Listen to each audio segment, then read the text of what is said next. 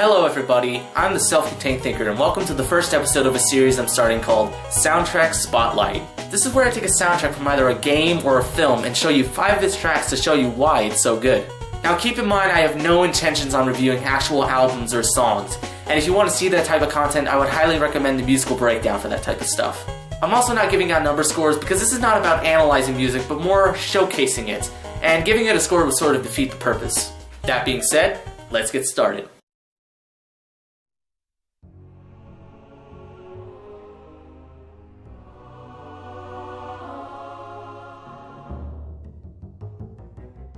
In 2008, 2D Boy released their first indie game onto the market. The subsequently titled World of Goo was a game based around burning, building, destroying, stacking, and shooting goo to reach an end goal. Although simple in concept, it was the amazing art style, tone, and, of course, music that really cemented it to be a timeless classic. Shortly after the game was released, Gabler would release the soundtrack onto his personal site. I would not know this soundtrack or how good the soundtrack was at all because the first time I played through the game, it was on a computer with no sound card.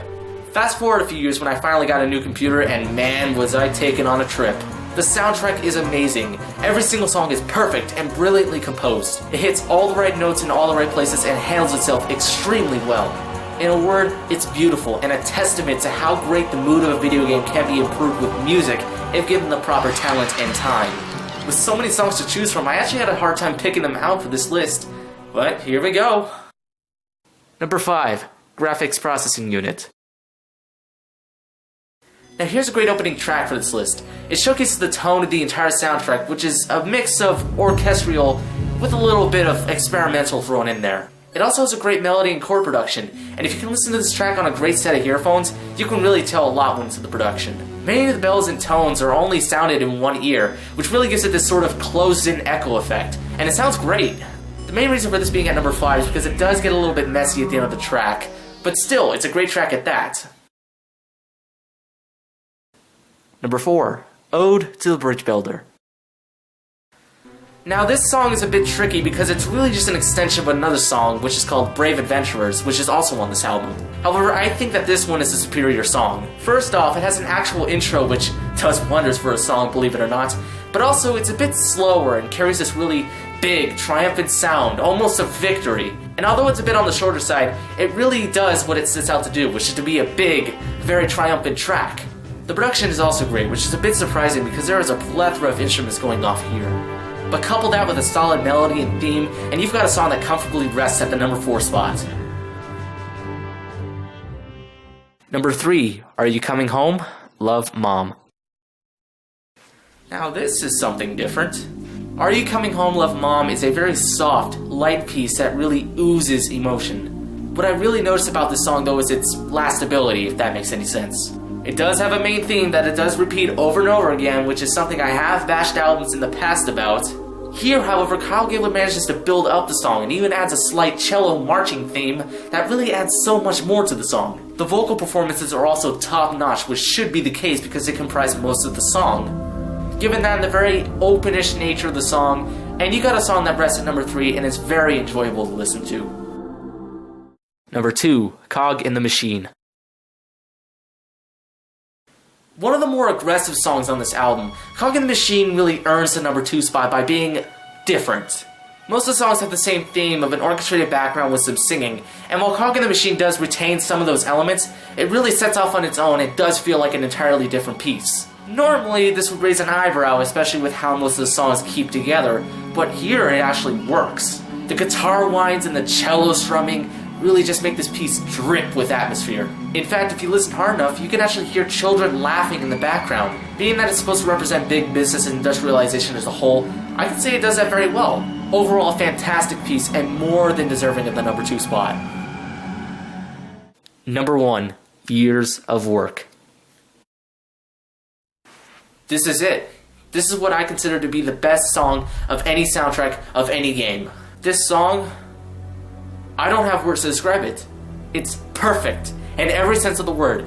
Perfect. It was a no-brainer to put this one in the number 1 spot, because it takes everything the album does so well, mixes it all together, and just runs with it. Just listen to this.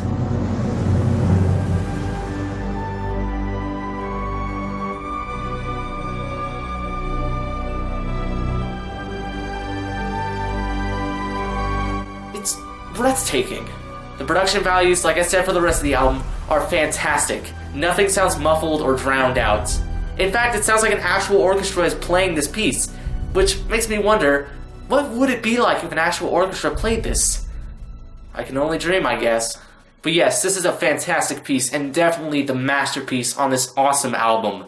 And really, if you don't want to listen to the entire album, I suggest you at least listen to this one song, because it is just flat out amazing. So in conclusion, this album is a masterpiece in every sense of the word, and really, it cements Kyle Gabler, for me at least, to be a musical genius. If you haven't listened to it, please do. That's not a recommendation. That's a fucking command. It's free, so there's really no reason not to. Kyle Gabler has gone on to bigger and better things, and although he has released a soundtrack to his other game, Little Inferno, it, like the game, isn't as good as World of Coos. And I honestly doubt I'm going to cover it here, but that doesn't change my opinion on this album at all, and I can't wait to hear more of his stuff. As long as it doesn't suck. Alright, looks like I'm finally done with that. Now, let's see what I have to do coming up. Horrible rant video, hipster computer video, super secret project. Isn't there anything else I can really do? I mean, what else do I have in here? Oh, what's this? The Beatles. Never heard of them. No, wait, hold on. It's the Beetle Bronies. Never heard of them. Wait, hold on. The Beetle Bronies. Wait, you don't mean... You're not honestly telling me... No. No.